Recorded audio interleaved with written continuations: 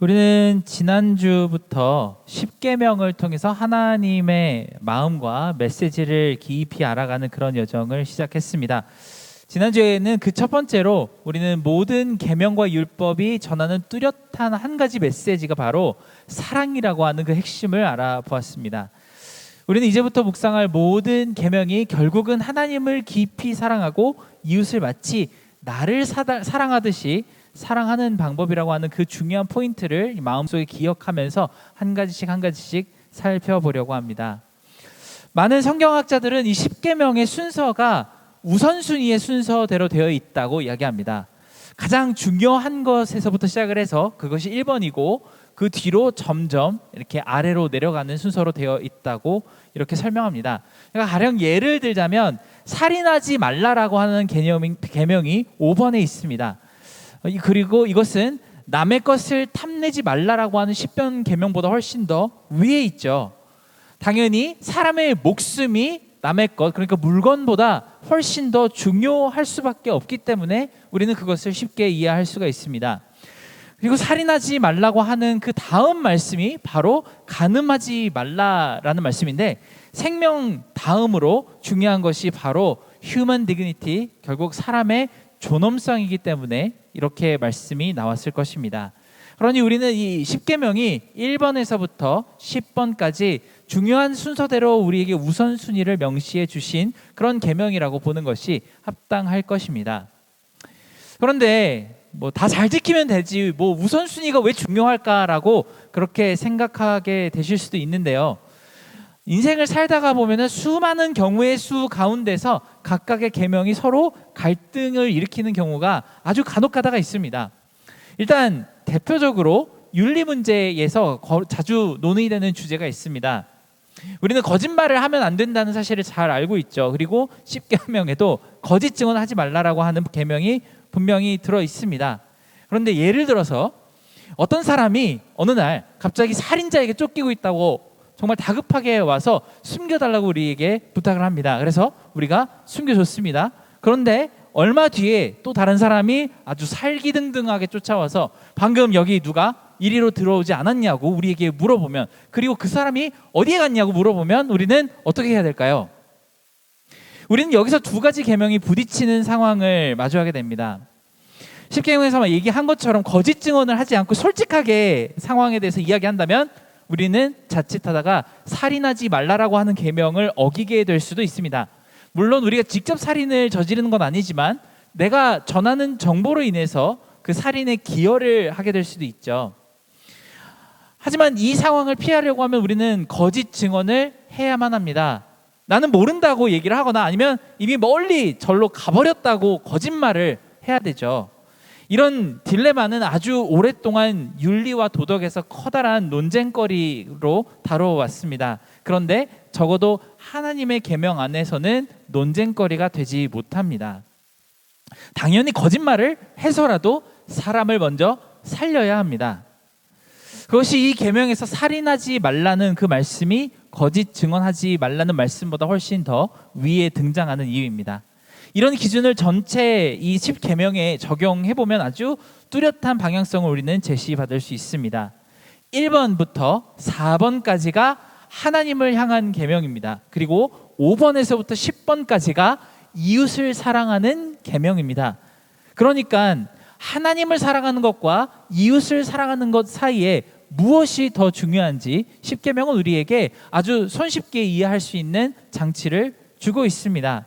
하나님을 사랑하라고 하는 계명이 가장 중요하고 그 다음에 이웃을 사랑하라고 하는 계명이 중요하다는 것을 우리는 잘 알 수 있죠. 우리가 하나님을 섬기는 데 있어서 만약에 이웃에게 불편하게 한다거나 이웃에게 마음속에 거리끼는 일이 있어도 하나님을 사랑하는 것이 우리에게는 조금 더 앞서야 한다는 사실을 잘 알 수 있습니다. 하나님 사랑과 이웃 사랑이 상충될 때 우리는 당연히 우선적으로 하나님을 먼저 선택해야 한다는 그런 사실을 알 수 있습니다. 하지만 이런 기본 틀 안에서도 우리는 성령님의 마음에 주시는 지혜에 따라서 무엇이 가장 하나님을 기쁘게 하실지, 그리고 주의 이름의 영광이 되고 이웃을 잘 섬기는 일이 될지를 잘 판단하며 실천해야겠습니다. 아무튼 우리가 십계명을 보면서 마음에 담고 읽어 나갔으면 하는 패턴은 딱 두 가지가 있습니다. 바로 십계명은 온전한 사랑을 이루는 법이라는 사실과 두 번째로 우선순위에 따른 명령이라는 사실을 우리는 잘 기억해가며 이 말씀을 보았으면 좋겠습니다. 그런 의미에서 오늘 말씀에 나온 첫 번째 계명, 나 외에 다른 신을 두지 말라라고 하신 이 명령과 그 계명은 십계명 전체에서 그리고 하나님의 모든 계명 가운데 가장 중요한 법이라는 사실을 우리는 이해할 수 있습니다. 하나님 외에 다른 신을 두지 말라, 오직 하나님만을 신으로 섬기고 경배하고 존중하라고 하는 이 계명이 정말 우리에게 중요한 데에는 여러 가지 이유가 있습니다. 단 한 가지 중요한 이유만 있는 것이 아니라 정말 여러 가지 이유가 있죠. 그 여러 가지 이유를 우리는 다각도로 살펴보려고 합니다. 그런데 사실 이 질문은 지금까지 기독교가 너무나도 많은 도전과 공격을 받게 한 질문입니다. 왜 우리는 하나님만을 섬겨야 하는 것일까요? 왜 사람들은 예수 믿고 하나님께 경배해야만 구원을 얻고 천국에 갈 수 있다고 그렇게 얘기하는 걸까요? 성경은 왜 다른 종교, 다른 신을 섬기는 사람들은 왜 다 지옥에 간다고 하고 구원을 얻지 못한다고 할까요? 그리고 오직 하나님만 믿어야 천국을 갈 수 있다고 그렇게 가르치는 것일까요? 어떻게 보면 너무 편협한 가르침이 아닐까 하는 생각이 듭니다. 아마 이런 질문들은 믿지 않는 사람들에게 우리가 많이 받아도 보았을 것이고 또 우리 속으로도 많이 묵상해 보았을 것입니다. 특히 우리 세대는 포스트 모던주의의 세대라서 자기가 원하는 종교나 자기가 원하는, 자기에게 잘 맞는 방법으로 선을 이루는 것이 너무나도 당연하다고 생각하는 세대를 우리는 살고 있습니다. 나한테 맞는 것이 가장 중요하지 이것만이 절대적인 진리다라고 이야기하는 것은 틀리다라고 주장을 합니다. 요즘 뉴스에 보니까 그런 기사가 떴습니다. 요즘 그 G세대, MZ 세대도 아니고 젠지 세대에 무속 신앙이 굉장히 늘어나고 있다고 합니다. 무당들도 굉장히 많고요. 챗 GPT한테 운세를 봐달라고 하는 그런 질문들이 정말 젊은 세대에서 많이 일어나고 있다고 그렇게 이야기합니다. 아마 그런 사람들에게 오늘 말씀은 성경 내에서 가장 받아들이기 힘든 말씀이 될지도 모르겠습니다. 나 외에는 다른 신을 섬길 수 없다라고 하는 그런 말씀을 가지고 있죠. 그리고 오늘 이 말씀을 통해서 왜 하나님 말고는 다른 신을 섬기지 못하는지 우리는 여러 가지 대답을, 그 증거를 단단히 잡고 나아가시기 바랍니다. 십계명의 첫 두 가지 계명, 나 외에 다른 신을 섬기지 말라라는 계명과 우상을 만들지 말라라고 하는 이 두 계명은 하나님의 아주 중요한 성품과 직접적으로 연관되어 있습니다. 이 성품이 무엇인지에 대해서는 출애굽기 20장 5절에서 6절에 하나님께서 하신 말씀에 굉장히 뚜렷하게 나타나 있습니다. 출애굽기 20장 5절에서 6절에는 이렇게 말씀하죠.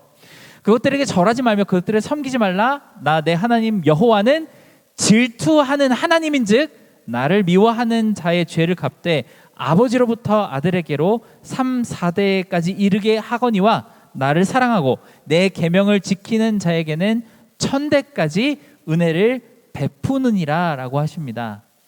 바로 우리가 이 말씀을 지켜야 하는 정말 중요한 이유는 하나님의 성품 중에 질투하시는 하나님이라고 하는 성품이 있기 때문입니다. 우리 마음이 하나님이 아닌 다른 곳으로 가는 것을 굉장히 싫어하시는 하나님이시고 그것을 용납하지 못하신다고 그렇게 바로 말씀하십니다. 근데 우리가 생각을 해보면 이 질투란 단어는 긍정적인 단어가 아니죠. 우리는 하나님의 성품은 다 좋은 성품을 가지고 계시다고 배워왔습니다. 하나님은 사랑이 많으시고 인자하시고 긍휼이 많으시고 오래 참으시며 정의와 공의를 사랑하시는 분이 하나님이십니다. 이런 모든 면면이 너무나도 좋으신 하나님의 성품을 표현하고 있습니다. 그런데 성경을 곰곰이 읽다 보면 이런 좋은 성품, 긍정적인 성품만 나오는 것이 아니라 하나님이 우리가 생각했을 때는 조금 부정적으로 보이는 성품도 분명히 가지고 있으시다고 그렇게 이야기합니다. 예를 들어 진노하시는 하나님에 대해서 많은 선지자들은 이야기합니다. 죄를 미워하시는 하나님에 대해서도 나오시고 그리고 죄인을 심판하시는 하나님에 대해서도 등장합니다. 그리고 이런 우리가 일반적으로 생각했을 때 부정적인 성품이라고 하는 그 성품 가운데 분명히 질투하시는 하나님에 대한 이야기가 등장합니다. 우리 인간 세계에서 질투는 항상 끝이 좋지 못한 결말을 내기 때문에 그렇습니다. 하지만 우리가 하나님께 왜 이런 성품이 있으신지, 이것이 하나님의 성품으로 합당한지 아닌지에 대해서는 논리적으로 우리가 논쟁할 자격은 없습니다. 그냥 하나님은 질투하시는 하나님이십니다. 그렇기 때문에 오늘 말씀과 같은 계명을 우리는 지켜야만 합니다. 하지만 우리가 곰곰이 깊이 생각해 본다면 이 질투심이라는 것, 이 질투함이라는 것은 또 다른 형태의 굉장히 진실된 사랑이라는 것을 깨달을 수 있을 것입니다. 우리가 정말 진심으로 사랑하는 사람이라면 질투를 하지 않을 수가 없죠. 내가 부은 사랑이, 내가 건넨 그 사랑이 되돌아오지 않는다거나 아니면 엉뚱한 것으로 흐르게 된 것을 보았을 때도 거기에 대한 아무런 감정이 없다면 그건 진실된 사랑이라고 할 수가 없을 것입니다. 우리가 부부가 결혼을 할 때도 진실된 사랑의 관계를 언약으로 맹세할 때 반드시 들어가는 하나의 약속이 있습니다. 오직 평생 한 사람만을 바라보겠다고 하는 약속이죠. 왜냐하면 진정한 사랑 안에서는 그만한 헌신과 집중이 절대로 제외되거나 소외될 수 없기 때문입니다. 그런 의미에서 하나님은 우리에게 불타오르는 듯한 질투심을 가지고 있다고 솔직하게 고백하시면서 사실은 우리에게 그만큼 하나님이 우리를 많이 사랑하신다는 것을 표현했다고 우리는 이해할 수 있습니다. 그러니 우리는 하나님은 질투하시는 하나님이라고 하는 이 말씀을 너무 부정적으로만 받아들일 필요가 없습니다. 불타오르는 질투심은 다른 말로 열정적인 사랑과 똑같은 의미를 가지고 있기 때문입니다. 그러니 하나님은 우리를 사랑하시는 만큼 우리가 다른 데에 눈을 돌리는 것을 허락하지 않으실 것입니다. 그리고 그만큼 하나님은 우리에게서 눈을 떼지 않으시고 사랑스러운 눈으로 항상 우리를 바라보신다고 하는 약속이 이 계명 안에 담겨 있다고 보아도 우리는 좋을 것입니다. 그러니 질투하시는 하나님께서 우리에게 다른 신을 두지 말라고 하신 그 말씀은 근본적으로 진심 어린 사랑의 표현이자 우리에게 원하시는 가장 기본적이고 합당한 요구 사항이십니다. 우리는 그래서 하나님의 사랑에서 절대 떠나지 말아야 합니다. 팀 켈러 목사님은 이렇게 이야기하십니다. 진정한 사랑은 모든 죄와 모든 허물을 다 용서하고 덮어줄 수 있지만 절대로 그 사랑하는 사람이 떠나는 것을 용납할 수는 없습니다. 모든 것을 다 용납할 수 있지만 단 한 가지 사랑하는 사람이 용납할 수 없는 것은 마음이 떠나는 것입니다. 그리고 하나님께서는 그것을 우리에게 경계하신 것이죠. 함께 하기 위해서 하나님 또한 우리에게 모든 죄를 용서해 주셨습니다. 그런 하나님을 우리가 떠난다면 하나님의 그 깊으신 사랑을 무시하고 외면한다는 뜻이 될 것입니다. 로마서 8장에 보면 모든 환난과 고난과 박해와 기근과 칼로도 끊을 수 없는 그 사랑을 하나님께서 우리에게 주고 계신다고 합니다. 우리는 이 사랑을 절대로 배반해서는 안 될 것입니다. 그런데 이 이유, 하나님은 질투하시는 하나님이라는 그 이유 말고도 또 다른 이유가 있습니다. 바로 여호와 외에는 다른 신이 실제로 없기 때문입니다. 사실 우리 인간적인 능력으로는 다른 신이, 하나님 말고 다른 신이 있는지 없는지 증명해낼 수 있는 방법은 없죠. 정말 알라 신이 있는지 없는지, 힌두교에서 수백에 달하는 그 신들이 진짜로 존재하는지 안 하는지, 아니면 우리 사도들께서 사역하시던 시대 로마 시대 사람들이 섬기던 그 많은 로마의 신들이 있었던 존재들인지 없었던 존재인지 우리는 알 수가 없습니다. 우리는 영적인 세계에, 신계에 정말 많은 존재가 있는지 오직 하나님 한 분만이 있는지 증명할 수 있는 방법이 거의 전혀 없죠. 그런데 하나님께서는 전지전능하신 능력을 가지고 다른 신은 없다고 분명히 말씀하십니다. 열왕기상 18장에 보면 아주 재미있는 에피소드 하나가 등장합니다. 바로 갈멜산에서 엘리야 선지자가 850명의 우상 숭배자들과 전쟁을 치르는 장면이 등장합니다. 무려 1대 850의 전설적인 배틀이 이 산 위에서 펼쳐지는 장면이 그 성경에 등장합니다. 저희 두 아들들이 성경 그 만화를 보는 걸 굉장히 좋아하는데 매번 틀어달라고 하는 에피소드가 바로 이 에피소드입니다. 수십 번도 더 보고 묵상하고 저한테 물어봅니다. 근데 아무래도 신 대 신의 대결이니까 무식하게 서로 칼 들고 싸워서 누가 이기는지 보는 그런 방식으로 대결하지는 않았습니다. 다만 각자 신들을 위해 제단 위에 송아지를 잡아 올리고 어떤 신이 불을 내려서 응답하는지를 보자고 내기를 했습니다. 그리고 이스라엘의 온 회중들은 불을 떨어뜨리는 신이 진짜 신이니까 앞으로 그에게만 경배하기로 그렇게 내기를 걸었습니다. 먼저 바알 신과 아셰라 여신을 섬기는 850명의 제사장들이 제사를 드리기 시작했습니다. 그들은 몇 시간 동안이나 춤을 추고 노래를 부르며 불을 떨어뜨려 달라고 제사를 지냈다고 합니다. 그런데 너무 오랫동안 아무런 반응이 없습니다. 아침에 일찍 시작을 했는데 점심때가 다 지났는데도 불구하고 아무런 기척이 없습니다. 그때 엘리야는 정말 기세 좋게 850명의 선지자들을 조롱하며 이렇게 이야기합니다. 야, 더 크게 소리 질러봐. 바알 신이 어디 잠을 자는지 놀러 갔는지 너네 목소리가 안 들리나 보다. 더 크게 한번 불러봐라고 도발하는 장면이 등장을 합니다. 그 말을 들은 바알과 아셰라 선지자들은, 제사장들은 칼로 자기의 몸을 찔러가며 제사를 지내기 시작했다고 합니다. 고대 근동의 미신과 우상 숭배의 전통에 보면 그 제사장들은 자기가 원하는 것을 춤으로 표현하면서 기도를 드리는 풍습이 있었다고 합니다. 그러니까 예를 들어서 만약에 비를 달라고 그 신에게 원한다면 천둥과 번개치는 소리를 내면서 비가 내리는 춤을 계속 추었다고 합니다. 지금 이들이 원하는 것은 하늘에서 불이 떨어져서 제단 위에 그 제물을 태워버리는 것이니까 아마 자기 칼로 스스로를 해치면서 불이 떨어지는 그런 춤을 추었던 것으로 예측할 수 있습니다. 그런데 아무리 시간이 지나고 아무리 많은 피가 흘러도 불은 전혀 내려올 기미가 보이지 않습니다. 이윽고 엘리야의 차례가 되었습니다. 그는 새로 정갈한 12개의 돌을 쌓고 그 위에 송아지 제물을 올려둔 다음에 이 불의 춤을 추던 우상 숭배자들과는 정반대로 제단 위에 하염없이 물을 부어서 주변에 작은 도랑이 생길 만큼 흥건히 제단을 적시라고 명령합니다.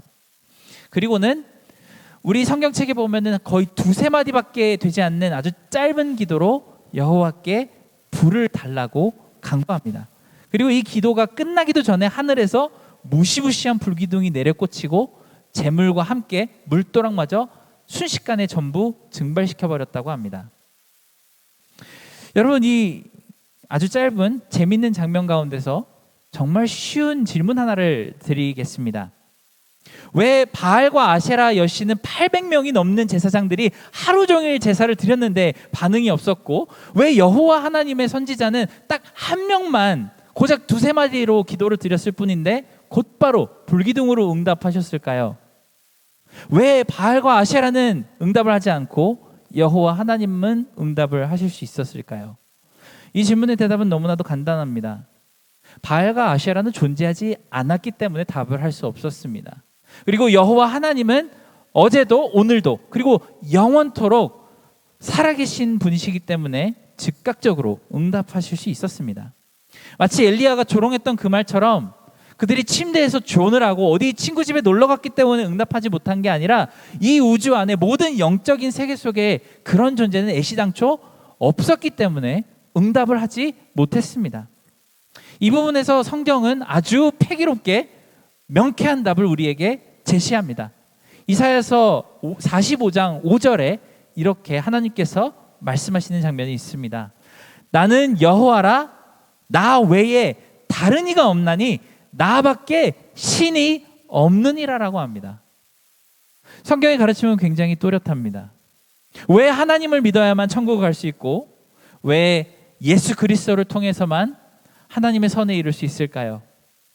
하나님 외에는 다른 신이 없기 때문입니다.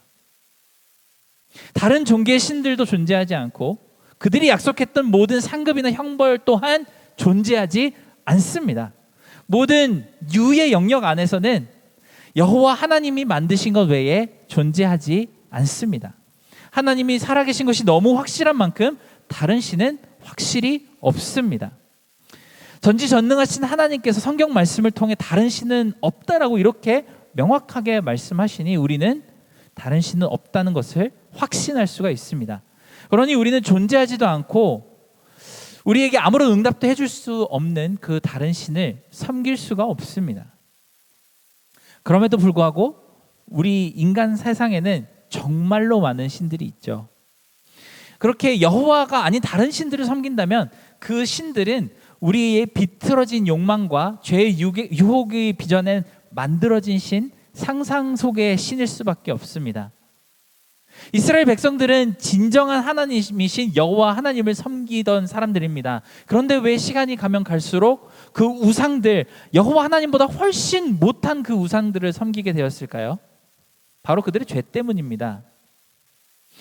하나님께서 원하시는 대로 거룩과 존귀함과 경건으로 이끄시는 그 창조주 하나님을 원하는 것이 아니라 우리의 욕망을 이루어주고 내가 원하는 것을 얼마든지 제사와 거래할 수 있는 그런 신을 원했기 때문에 우상을 섬기게 되었습니다. 제가 신학교에 있을 때 한번 사도행전 주회 과목에서 이런 내용을 배운 기억이 납니다. 그리스 로마 시대의 신들을 보면 그 당시 사람들이 얼마나 뒤틀어진 욕구를 가지고 있었는지 그대로 그들의 신상과 그들의 신화에 고스란히 녹아있다고, 그렇게 투영된다고 합니다. 로마인들은 정말 아무런 제재 없이 즐기고 싶은 성행위와 감당할 수 없이 쏟아지는 풍요와 추악한 욕망이 뒤섞인 명예에 대한 갈망이 있었습니다. 그리고 이런 욕구가 그들이 섬기던 여러 신들의 형상과 신화에 고스란히 담겨 있다고 합니다. 제가 배웠던 그 과목의 교수님은 여러 가지 사진도 보여주시고 학문적으로 증거 자료를 참 많이 보여주셨는데요. 도저히 그 내용이 이 거룩한 예배 시간에 말씀드리기 어려울 만큼 난잡해서 듣는 내내 속으로 구역질이 났던 기억이 납니다. 우리 존귀하신 여호와 하나님 말고 인간이 섬기는 모든 다른 신은 우리의 죄악된 욕망이 투영된 허무한 상상력에 불과합니다. 그걸 신이라고 말할 수 있을까요? 진실하고 유일하신 신이신 여호와 하나님과 함께 비교하면 그건 신이 아니라 오히려 지옥의 악마에 더 가깝다고 볼 수 있습니다. 그리고 우리 세대에도 정말 많은 사람들이 욕망과 죄성이 투여된 다른 신을 얼마든지 많이 만들어내고 섬기고 있다는 사실을 볼 수 있습니다.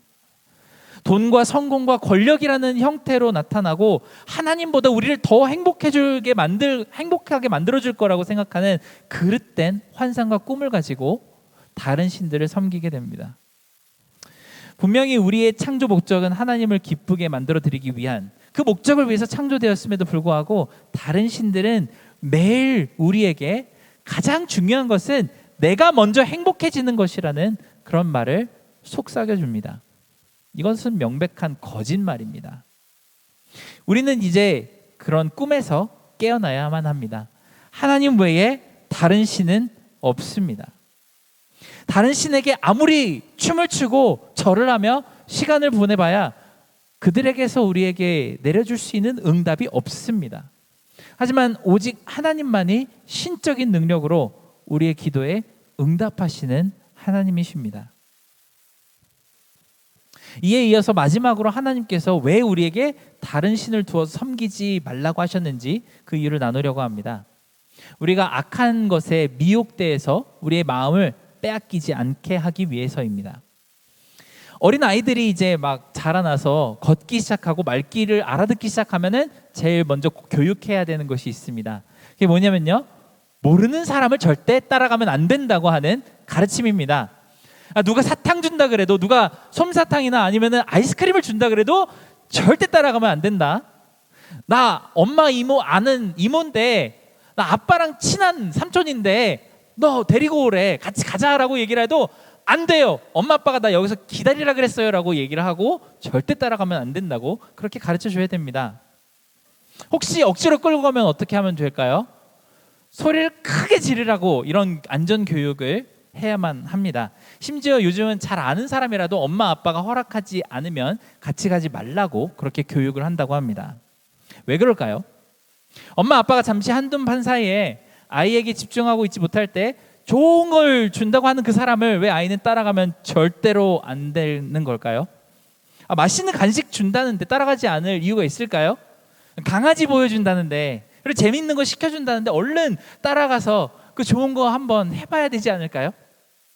그런데 우리는 이미 이 세상이 얼마나 악하고 무서운 곳인지 잘 알기 때문에 아이들이 이 모르는 사람을 따라가면 안 되는 이유를 정확하게 알고 있습니다. 바로 그 아이에게 이런 식으로 접근하는 사람의 의도가 절대 좋은 것일 수가 없다는 것을 잘 알기 때문이죠. 몇 년 전에 텔레비에서 아빠 어디가라고 하는 프로그램이 있었습니다.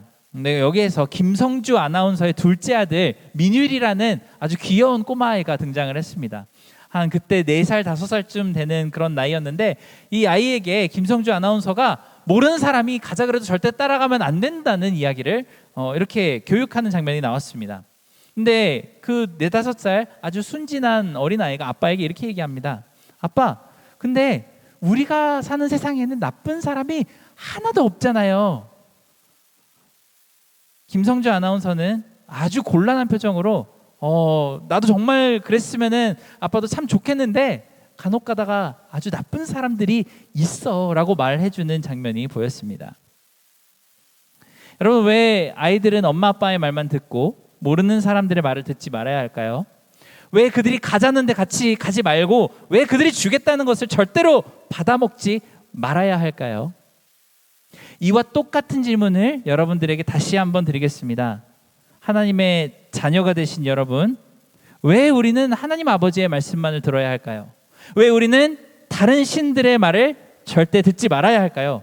왜 그들이 주겠다고 하는 복을 받아먹지 말고 그들이 부르는 곳으로 발걸음을 하지 말아야 하는 것일까요? 이 두 질문의 답은 똑같습니다. 우리는 이제 하나님께서 왜 우리에게 다른 신을 두어 섬기지 말라고 하는지 그 이유를 정확하게 알게 되었습니다. 이 답을 알고 나니까 어떤 느낌이 드시나요? 이 답을 알고 나서도 여전히 하나님은 이기적이신 분이라고 그렇게 판단할 수 있으신가요? 왜 오직 하나님만을 믿어야 우리는 천국을 가고 다른 신을 믿으면 지옥에 간다고 가르치는지, 그 기독교의 교회가 너무나도 편협하다고 비판할 수 있을까요? 우리는 절대 그럴 수가 없습니다. 요한복음에서 예수님께서는 내가 양의 문이라고 말씀하셨습니다. 나를 통해서 오지 않는 자들은 전부 도둑이고 강도라서 양을 훔쳐가고 팔아먹고 해칠 생각뿐만이라고 말씀하십니다. 그리고 영적인 세계에서 이것은 진실입니다. 우리는 우리 부모님의 말씀을 들어야만 합니다. 우리 부모님들은 항상 우리에게 좋은 말씀만 하시지는 않죠. 조금 사탕을 못 먹게 하시더라도 우리를 케어하시는 분은 부모님입니다. 맨날 게임 제일 재밌을 때 끄라고 하고 텔레비도 오래 못 보게 하는 그런 부모님이지만, 진짜 부모님만이 아이들을 진심 어린 사랑과 보살핌으로 돌보시고 양육하십니다. 그리고 집에 가장 어렵고 힘든 형편이 생겨도 가장 먼저 아이들을 챙기시고 자기를 희생하는 것이 부모님이시죠. 아이들은 이런 진짜 부모님과 함께 있을 때에 안전합니다. 그리고 이런 사랑은 우리 하나님 아버지가 우리에게 부어주고 계시는 사랑의 복사본이라고 할 수 있습니다. 누가 태초부터 우리를 참을 수 없는 기쁨으로 기대하시고 창조하셨을까요? 오직 우리 하나님밖에 없습니다.